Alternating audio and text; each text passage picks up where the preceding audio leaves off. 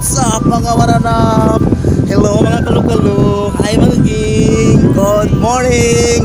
Welcome back. This is the part 2 of our series of videos about our beloved city, Cagayan de Oro. And this time guys, mag-focus ta sa Cagayan de Oro River.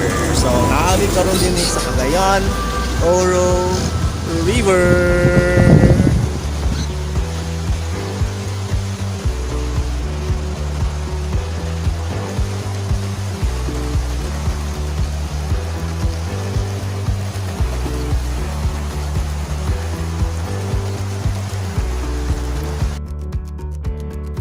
Kabalo pa mo mga Ging na ang original name sa Cagayan de Oro River is Calambagwasasahan River because of the presence of nambago trees in the areas. It was just changed during the arrival of the Spaniards in our city. The name was changed to Cagayan River. The name Cagayan comes from Malayo-Polynesian word ag, which means water, o Cagay, which means river. So ang word na Cagayan means a place with a river.